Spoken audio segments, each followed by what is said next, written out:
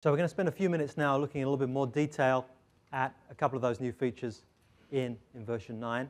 I'm going to talk about animation for a few minutes, and then Jeff's going to talk about load reconstruction. There's three methods of animation that we've provided now in version 9.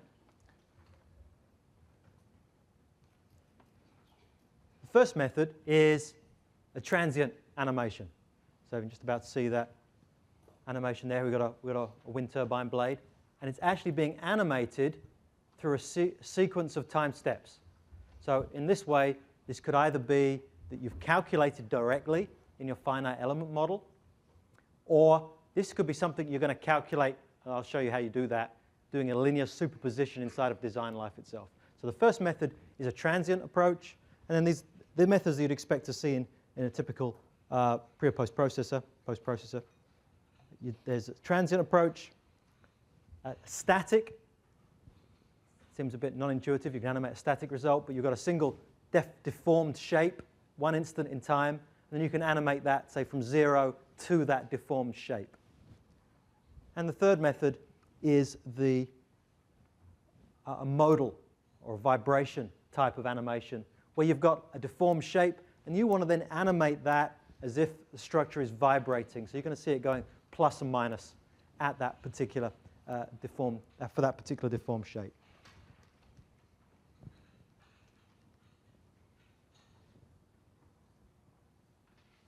Now, one thing that goes without saying, but is worth pointing out because we all trip over this, is if you want to do animations inside of DesignLife, you're going to have to solve for displacements, okay?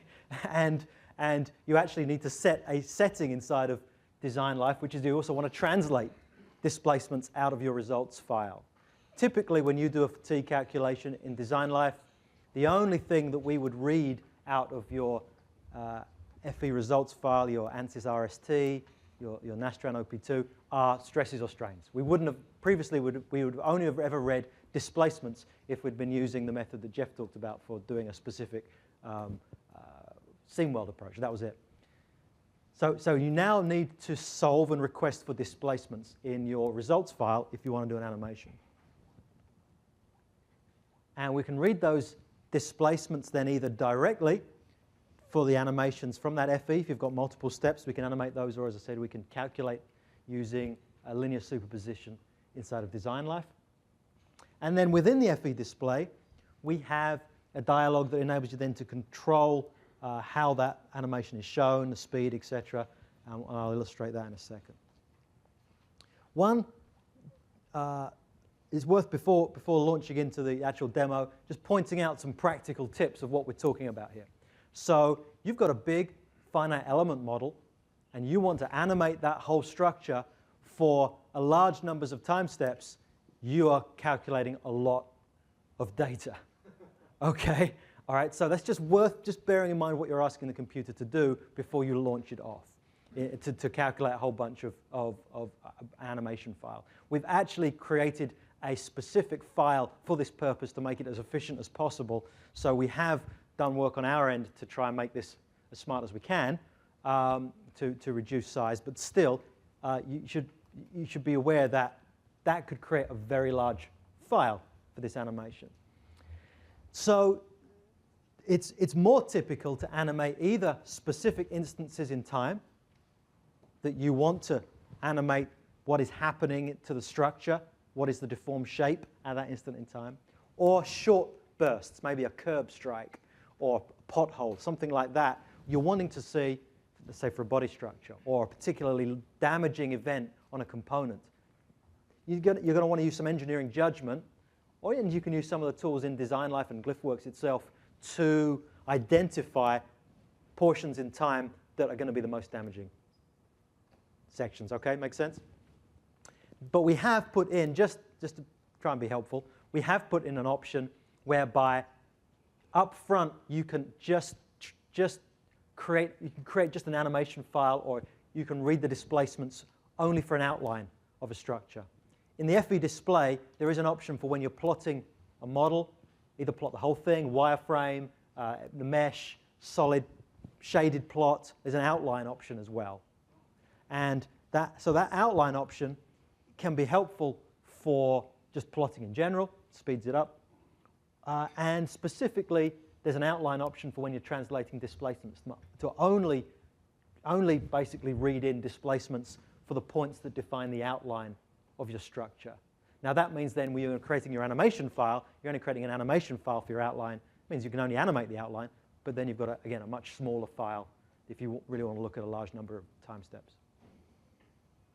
So let's look at a demonstration of this. I'm going to try and do a demonstration standing up, which is unusual for me. I'll try it. Let's see what I can do. So I'm going to start up nCode 9.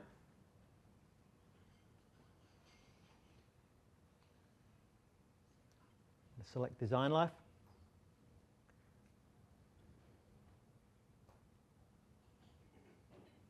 And in this particular case, as I mentioned before, I'm actually going to run through a worked example that we ship with the software. So when you have version 9, you go to the worked examples, number 21, you can do this. You can do this at home, as they say, and follow along. So I'm going to open an existing process. And in this particular case, this actually demonstrates two things at once. We're actually going to use an example here, which is using modal superposition. How many people here are familiar with running modal superposition for doing a DesignLife analysis? How many people have run modal superposition? Show of hands. OK, so let me explain what modal superposition is. You may be familiar with doing a linear static analysis, where you apply a static load in your finite element model, calculate a stress.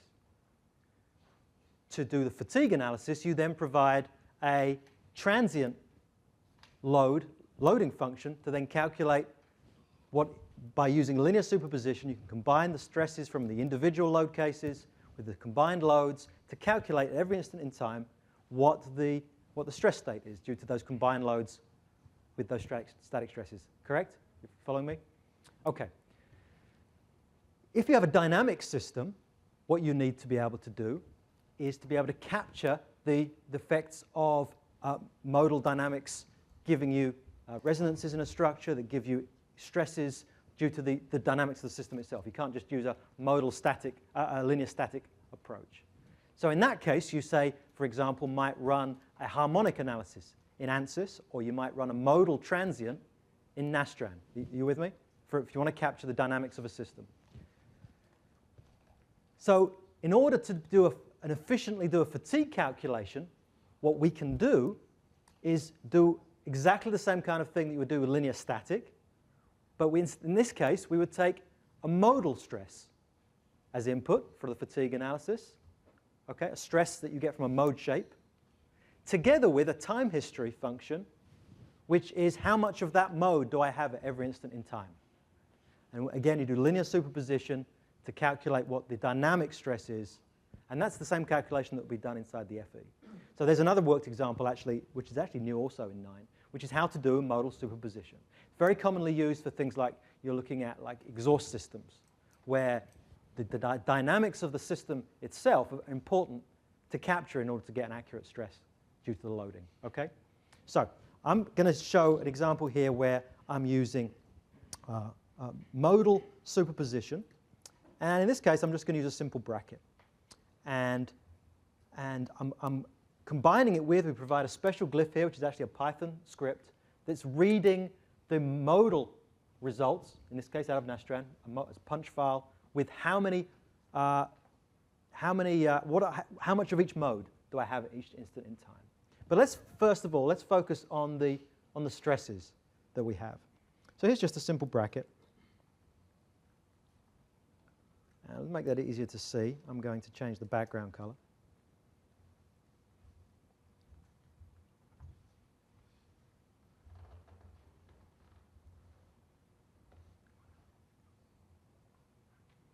So we have a bracket here. And for a modal superposition, I've actually calculated a whole bunch of mode shapes. So by a mode shape, let's have a look. Let's look at the first mode shape. Mode 1 is at 19.93 hertz is the first mode that this as a bracket with a mass on the end of it here. And one of the things that's helpful about this new animation capability is I can now animate those mode shapes directly inside of DesignLife. So for example, I'm going to do this as a modal. I'm going to animate it, say, with 7 frames. Let me just do the... So here's my animation dialog. And I'm saying I want to do a modal animation. I'm going to do a scaling of the displacement using a 10% of the screen size. I'm going to do 7 frames. Also, it's going to bounce automatically, and you'll see what that means.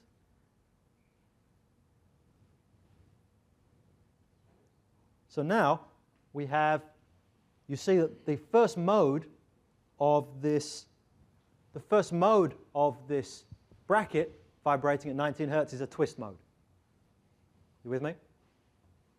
Now, similarly, we can look at other mode shapes, and it's actually animating it on top there of the actual result, von Mises stress itself of that total maximum stress due to that mode shape. So I can look at a different mode shape. For example, the second mode shape would be 24 Hertz. Select the animation tool button there. Press play again. And this is the, again, a bending mode. Okay, so most of you are familiar with creating those kind of animations. But the advantage here is you don't have to jump back out into your post-processor. You can look at those mode shapes directly now inside of DesignLife itself. So let's run that in a fatigue job. Let's run it through once.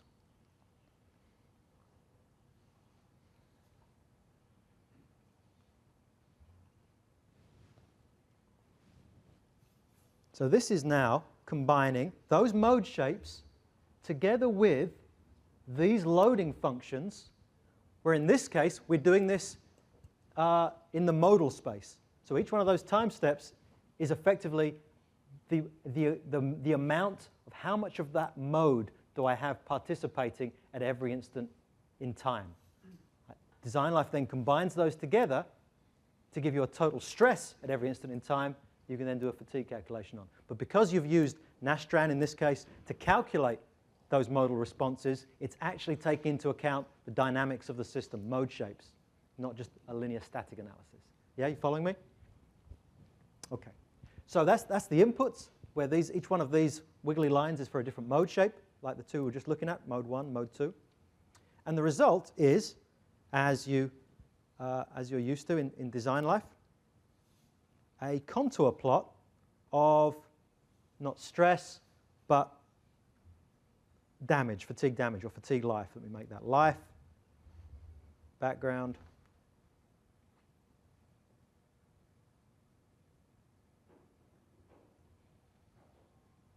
We have a bracket here, and there's some areas here, for example, you can see where you have more damage.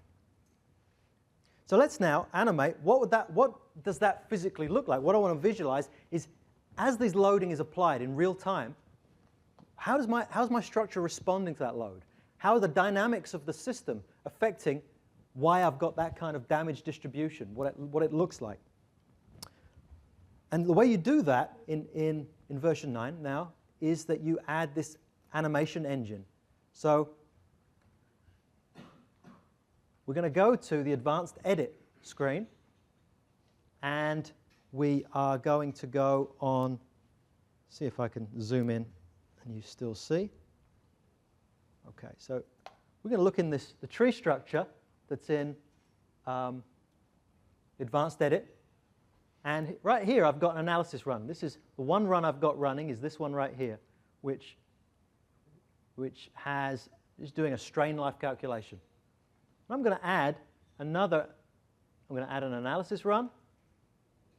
I'm going to add an analysis definition, and I'm going to say, move this down, I'm going to add an animation analysis engine. So this is going to do a fatigue calculation When it's finished, it's also going to dump out an animation file, which is the result of that same analysis. And so let me zoom back out again. I'm now just going to type in a file name. Give it a name. By default, it only does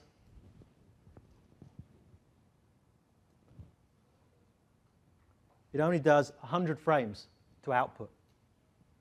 So 100, it's to save you from yourself.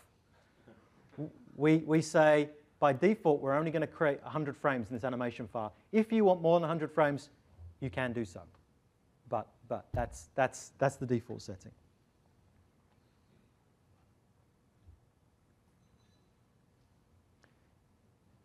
And so I'm going to rerun that analysis. Oops, I don't think I pressed OK on that form. Just redo that.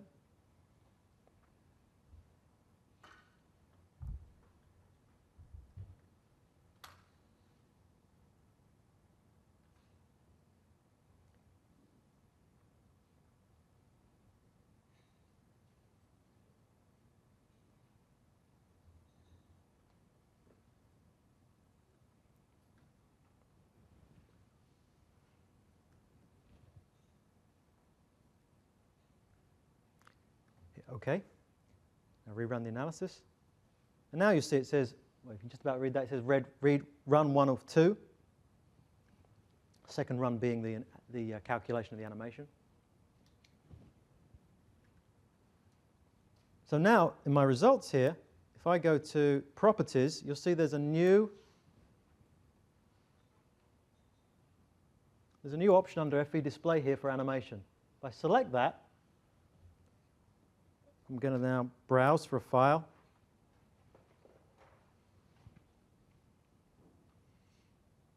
I'm going to pick a file I just created called bracket, load that in, hit OK,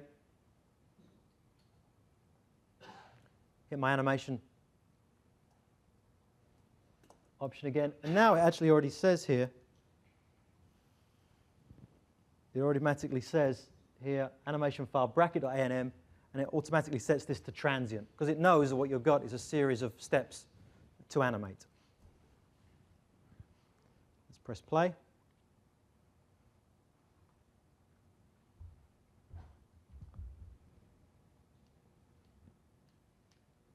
And here, so now what it's doing is reading from that animation file all the superposition of the displacements that you've got at every instant in time. In this particular case, I haven't scaled that. So that's taking the motion that's calculated every instant in time, and you can just see it moving there. Let me just redo it and just scale it up a little bit to make it easier to see. So I'm going to say model percent. Let's make it 5% of the screen size. It's going to recalculate it.